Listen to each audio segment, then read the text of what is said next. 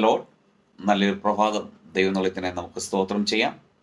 ഈ രാവിലെ സമയത്ത് ദൈവത്തിൻ്റെ പരിശുദ്ധാത്മാവ് നമുക്ക് നൽകുന്ന ആലോചന മത്തായി എഴുതിയ സുവിശേഷം 7-ാം അധ്യായം 8-ാം വാക്യം. Matthew chapter 7 verse 8.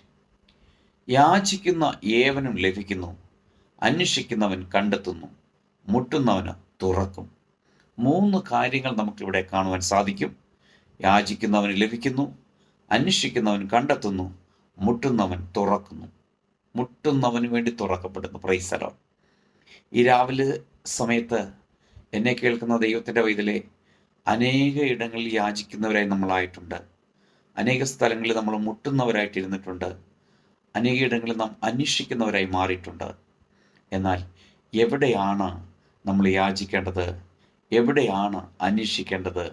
എവിടെയാണ് മുട്ടേണ്ടത്? ആമേൻ. അത് മറ്റൊരു സ്ഥലവുമില്ല, മറ്റൊരുത്തനിലും രക്ഷയില്ല. രക്ഷിക്കപ്പെടുവാൻ വേറൊരു നാമവുമില്ല. അവൻ്റെ നാമം യേശു അത്രേ. ആ യേശുവിനോട് യാചിച്ചാൽ, യേശുവിനെ അന്വേഷിച്ചാൽ, ആമേൻ, ആ വാതിലിൽ മുട്ടിയാൽ നിശ്ചയമായിട്ട് ഈ വചനം പറയുന്നില്ല, തുറക്കപ്പെടുക തന്നെ ചെയ്യും. ഏത് പ്രതികൂല സാഹചര്യമായിരുന്നാലും, എങ്ങനെയുള്ള അവസ്ഥകളായിരുന്നാലും, ഏത് സ്ഥിതിയായിരുന്നാലും അതിൽ നിന്ന് ഉയർത്തിക്കൊണ്ടുവരുവാൻ യേശുവിനെ കൊണ്ട് സാധിക്കും. ആ യേശുവിൽ വിശ്വസിക്കാം, നമുക്ക് പ്രാർത്ഥിക്കാം. നല്ല കർത്താവെ, നന്ദിയോടെ സ്തുതിക്കുന്നു, സ്തോത്രം ചെയ്യുന്നു.